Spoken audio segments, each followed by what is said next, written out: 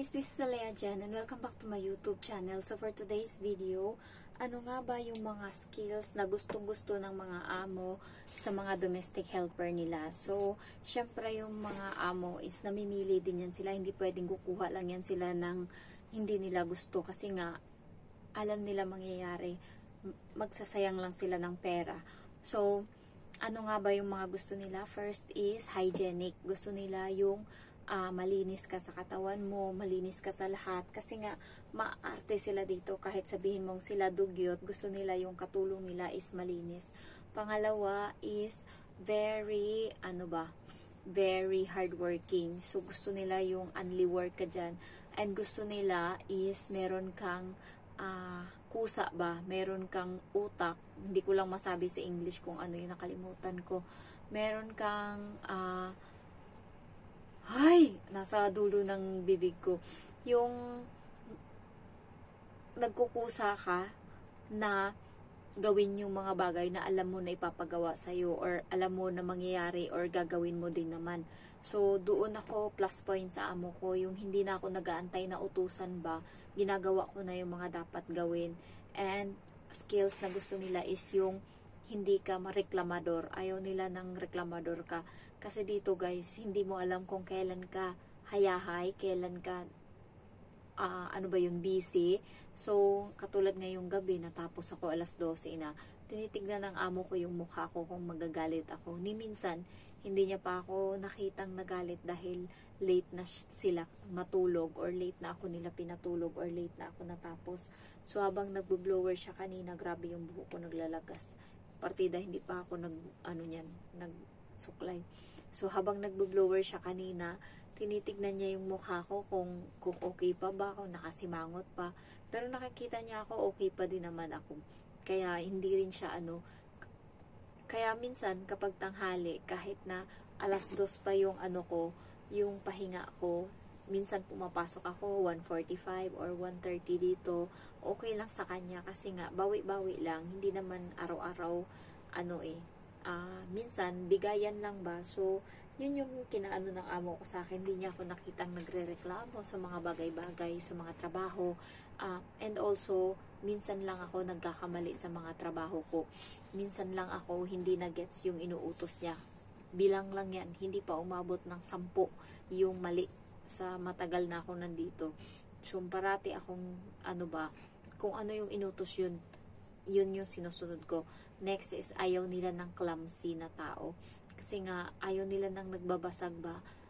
Dito sa amo ko, hindi nga sila nagsasalita kapag nakakabasag ako. Pero alam ko na medyo hindi sila natutuwa.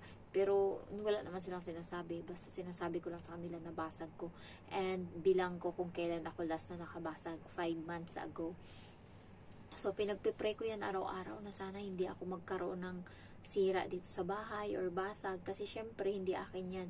Kaya nung nakaraan, yung amo kong lalaki, balahura, napakadugyot, bisit. Naligo siya dyan sa CR na pinaliliguan ko. And nandyan yung washing machine ba. So, ayaw niya doon maligo sa loob, sa kabilang CR kasi nga napapagalitan siya. Kasi nga dugyot siya. Tapos, di pagdating ko doon ako na maliligo, grabe ang kalat, basa na yung basahan. Tapos hindi niya sinarado yung pinto ng shower. So, yung niya ba, talasik ng tubig niya, lahat nasa labas asin, baha.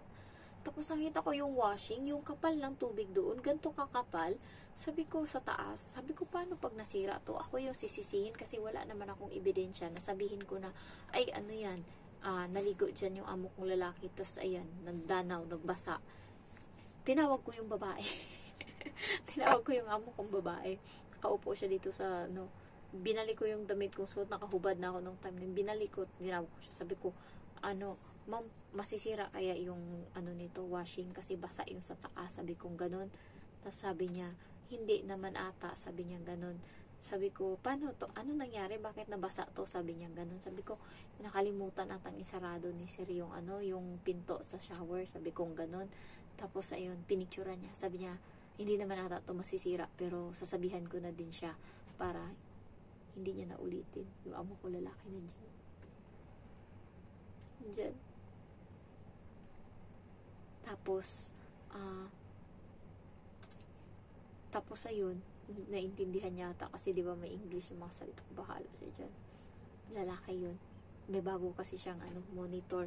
So, tuwang-tuwa siya. Ayan. Alauna na guys. Gising pa siya. Buhay pa siya. So, tapos ayun, pinicturean niya. Tapos sabi niya, sabihin ko, simula no, hanggang ngayon, na, hindi na siya, nagsasarado na siya always ng CR kapag naliligo siya. Tapos, narinig niya yun kasi may shower, may CR, bahala siya dyan. Totoo naman eh.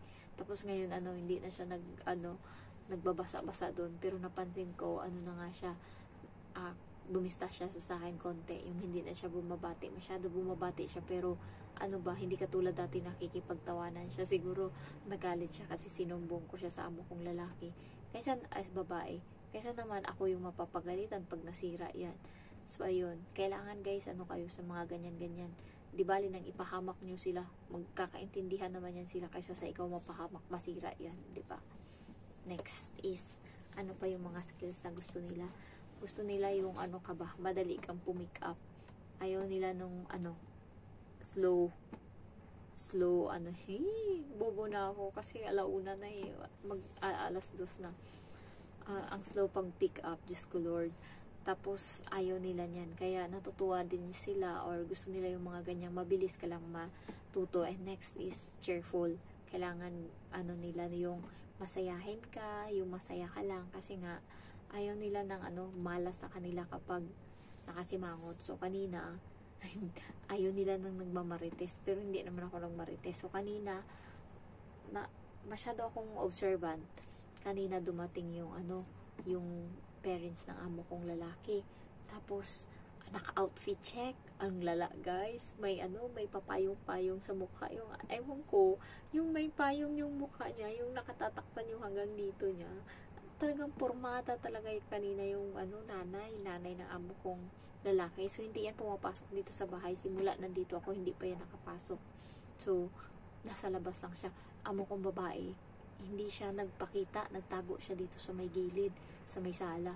Tapos, kinuha ko yung dinala ng babae na prutas. Tapos, sabi ko, sa isip-isip ko, kasi hindi ba tayong Pinoy, ina-assist natin yan. Tapos, siya hindi niya talaga tinignan, hindi niya nga, as in, hindi niya pinansin. Tapos, sabi ko sa bata, kasi tinawag ng matanda yung bata. Sabi niya, halika rito. Sabi niya, ganon. Sabi niya, tapos, nagsalita yung bata ngayon sa amo kong babae. Sabi niya, pwede ba akong makahingi ng chocolate? Bigay ko lang sa kay ganto sa, yun nga, sa nanay. Tapos, yun, nahiya na siya kasi nga, kinausap na siya ng bata. Malaki yung boses ng bata. So, alam na nandyan siya nagtatago sa gilid, kaya lumabas na siya. So, ayun, ayaw niyo pa sanang lumabas. Parang, ako yung nahiya ba? Yung nanay nakatayo sa may pinto kasama yung kapatid ng amo ko. Tapos, hindi man lang pinapasok or hindi man lang kinausap. Tapos kung hindi pa siya nabuko na nandun siya sa gilid, hindi siya lalabas. So kinausap niya. Di inano ko yung bata, inaya ko dun sa loob. Pag alis ng ng dalawa, ng matanda, gumanon siya. Yung gumanon siya ba, tapos tumingin siya sa akin, yung parang nadidisgust siya. Buti na lang kamo, hindi ako nagsalita ng kung ano-ano. Basta, lang, snap ko yun, parang kunwari hindi ko alam. Kasi nga, yung nanay na yun, yung nagbigay sa akin ng 500 nung bago ako dito sa Hong Kong. Hindi ko makakalimutan yun. Kaya nung kanina, yung parang gusto ng amo ko na pag-usapan na yung outfit ng matanda, ganyan. Kasi parang hindi niya gusto yung matanda. Kahit dati pa, wala siyang respeto dyan. Tapos yun nga, umiwi yung mukha niya. Hindi ko siya pinatulan, hindi ko sinabihan, or hindi ko binatungan. Hanggang sa nawala yung na yun. Tapos paano pa ba? Kaya kayo guys, huwag kayo masyadong kasi yung mga amo natin, di natin alam mga ugali niyan. Parang Pinoy lang din yan eh. Diyos ko, antok na ako. Next na skill na gusto ng mga amo is yung madiskarte. Gusto nila yung nagagawan mo ng paraan, yung imposible. Yung alam nilang hindi mo kaya, pero nagagawa mo, yun, tuwang-tuwa sila dyan. And also, pag nakikita nilang mabilis kang kumilos, yan yung mga gusto nila kasi nga, dito is time is gold. Dito, maraming gawain and kulang yung oras kapag hindi ka marunong magtansya. So, magpa-follow up na lang ako. Naantok na talaga ako guys. Thank you for watching and I love you all. Bye.